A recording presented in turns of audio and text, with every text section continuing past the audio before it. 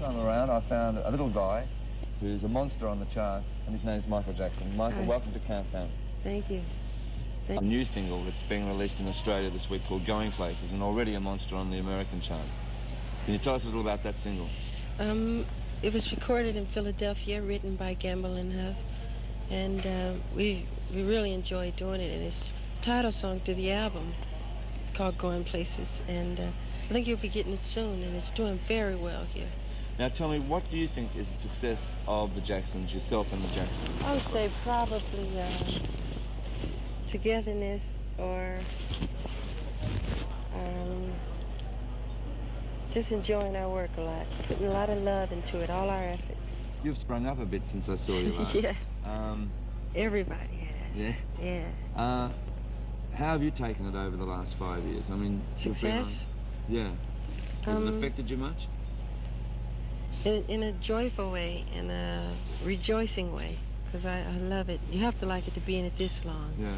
Or else you go crazy. It's so much. We've been traveling the world and making records and just having a great time. Well, now, when you were out in Australia, and I remember we actually presented you with the footy, you at that stage were sort of groaning a little because you had a few lectures to do, you had to keep up with your schoolwork and things like that. Do you regret having to keep up with your schoolwork? No, I enjoy it. I love to read and learn and all that stuff. Yeah.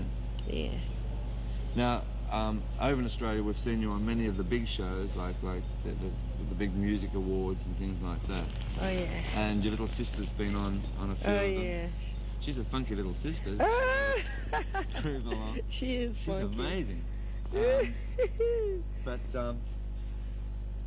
I mean, the demand on you has been amazing, sort of, as far as, like, you've had to go into an adult world, more or less. I mean, did you find that hard to cope with, Michael? You mean as far as our music? Yeah, and the demand as far as you're having to go on all these shows and sort of really compete against the adults as far as hosting things and things like that.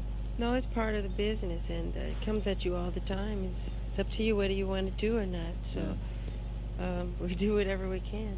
Now, it's almost ironical that you are starring in The Wiz, the film of The Wiz, and playing opposite or with the lady that really discovered you, Diana Ross.